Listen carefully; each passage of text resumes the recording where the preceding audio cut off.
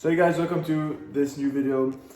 Today I'm going to talk about something different. I'm going to talk about the currency devaluation, which is something that is very relevant to my home country, Lebanon, right now.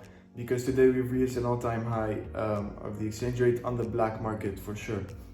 So I want to talk about what we can do as people to survive such a currency crisis. I'm not going to talk about macroeconomics and governments and policies and stuff like that. Just what a human being that lives in Lebanon can do, a Lebanese person or non-Lebanese person can do in order to get through such a currency crisis. Now, a quick disclaimer, this is not investing advice. I'm not responsible for anything you guys do with your money, the decisions you guys take and everything, but this is just my opinion on how things should go.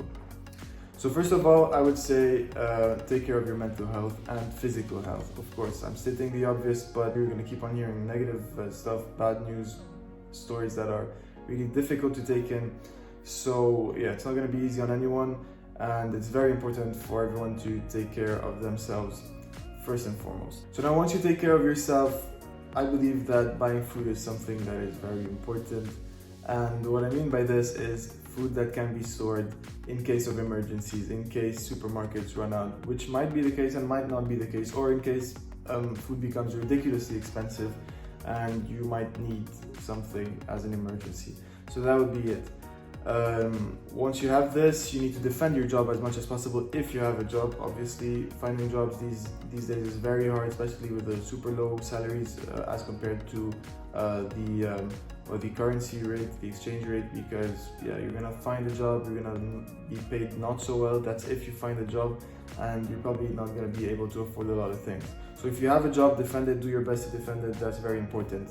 Now, once that is done, you need to protect your assets. But if you have assets, you need to protect them. If you have money, foreign currency, you should move them abroad if you can. If you have gold, protect it. If you can buy gold and store it, because gold will help you kind of preserve the value of your assets and your investment. It's better than storing local currency, which is obviously what the government and the banks would want you to do. So once you do this, you need to clear your foreign currency debt. So if you have a loan in US dollar, you need to clear it as fast as possible, considering that the currency is going to keep on depreciating and devaluating. Why? Because if you have a salary that stays fixed, as we know, salaries are sticky and are fixed, so they don't change super fast as the currency devaluation. If you have a salary that's fixed and the loan that's in foreign currency, as time goes along, it's going to be more and more complicated for you to repay that loan. So I would recommend to clear the loans as fast as possible, and especially the foreign currency loans. Once you're done with this, if you can leave the country, you have to leave, sadly, but that's the reality of things. That's how the system works.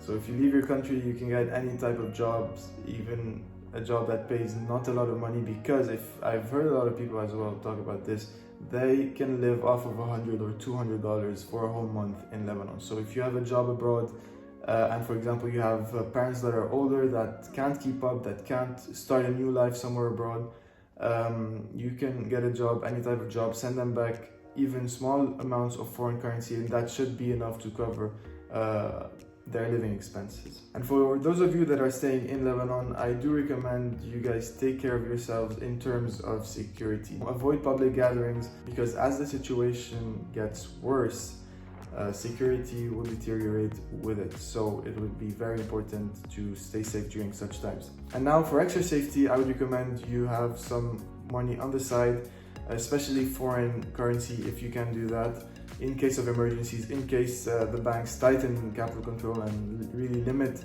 the amount you can withdraw, because they might do that to reduce demand.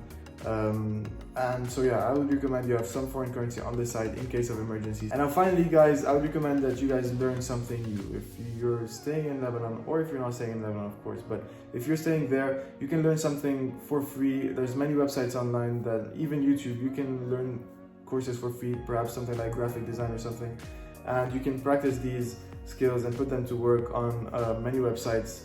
I personally use a website called Udemy. Of course, I'm not sponsored by them. I already have like 10 followers or 10 subscribers on YouTube. So yeah, I use a website called Udemy. I learned a lot of stuff there. It's really good. And then there's another website called Upwork. If you're a freelancer, you can get a job there on Upwork. So I don't know the rules exactly for Lebanon. I don't use it as a freelancer. I use it as a client. but it's a great website. There should be other websites like this. So if you're in Lebanon, you can learn a new skill and then get it to work.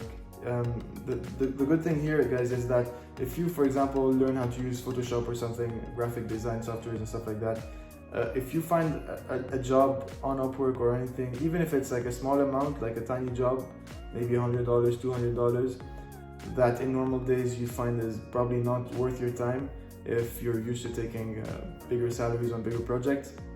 If you find this job in these times, you can convert this $100, $200 and live probably for a month or two right now with the currency devaluation in Lebanon. So thanks for watching, guys. If you have any suggestions, drop them down in the comments. Again, I'm not a professional YouTuber. I'm just doing this for fun from time to time, so I'm not posting regularly or anything.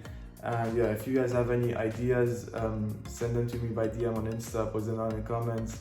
And yeah, it's an interesting topic. If you guys know about it, let me know.